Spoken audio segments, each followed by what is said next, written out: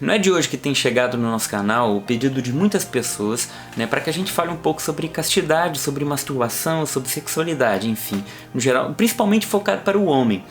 Então eu tirei esse momento para fazer um vídeo para falar um pouco sobre isso. Vou tentar não enrolar muito, tá? Vou tentar ser o mais objetivo possível. Primeira coisa que a gente precisa entender é que para cada vício existe uma virtude para combater aquele vício, O vício é o contrário da virtude, Entende-se por vício então aquela prática constante de algo que é ruim, que nos prejudica, pecado. Como virtude, entende-se o contrário disso, seria prática constante no bem. Então o vício da sexualidade estaria em contraponto a qual virtude? A virtude da temperança, que também está ligado ao pecado da gula. E os dois vícios eles têm uma ligação muito forte, porque ambos estão ligados aos prazeres sensíveis. Por isso que para se vencer o pecado na sexualidade, convém também mortificar a própria carne. Por isso que o jejum, a abstinência, a mortificação no alimento, ele é importantíssimo para que se vença os pecados da sexualidade. Uma pessoa desregrada na sua alimentação corre um grave risco de também ser desregrada na sua sexualidade, porque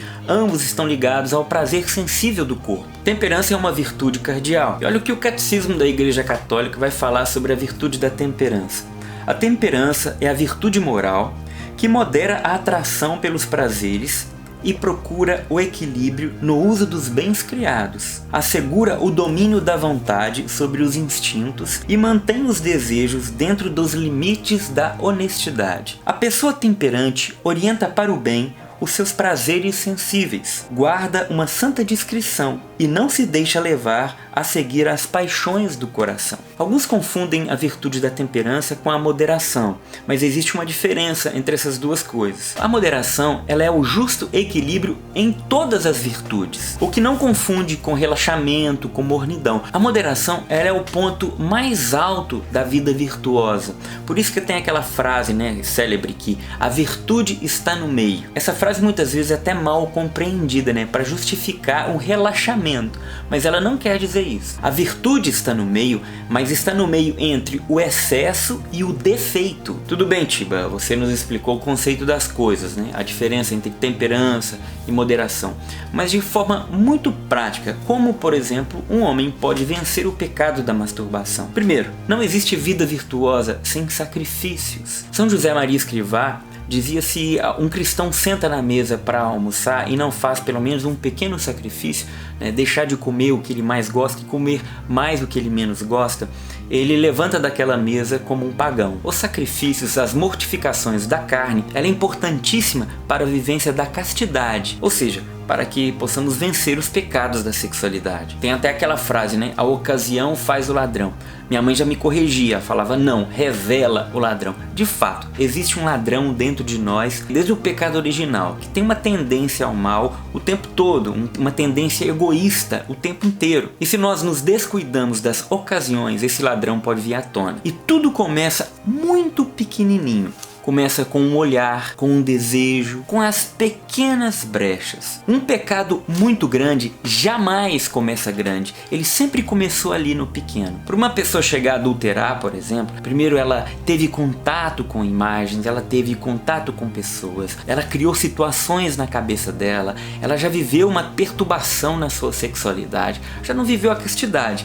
E tudo culminou num pecado grande. Por isso, o cuidado nas ocasiões e nas pequenas coisas. Desde uma foto que eu vejo, de um vídeo que eu vejo no celular, no computador, o meu olhar ao andar na rua. Olha que interessante, quando o homem anda na rua olhando para as mulheres o tempo todo como um caçador, ele libera no corpo dele de fato um hormônio próprio da caça. O mesmo hormônio liberado quando ele está numa floresta, por exemplo, caçando. Então ele chega em casa à flor da pele e pode vir a cair num pecado da masturbação, por exemplo. Tudo começa no olhar. Por isso que Jesus comparou o pecado do olhar com o pecado do adultério. Aquele que olhar para uma mulher e a desejar em seu coração, já adulterou com ela. E a gente já falou aqui, por que Jesus faz isso? Ele compara um pecado pequeno, aparentemente, que é o olhar e o desejar, com o adultério, justamente porque o adultério nunca começa de repente, ele sempre começa com olhar, com pensamento, que vira sentimento e depois se transforma em ação. Então falamos das mortificações, dos sacrifícios, falamos também das ocasiões. Terceira coisa, vida de oração. Quem está com Deus o tempo todo tende a pecar menos, obviamente. Além disso, claro que nós sabemos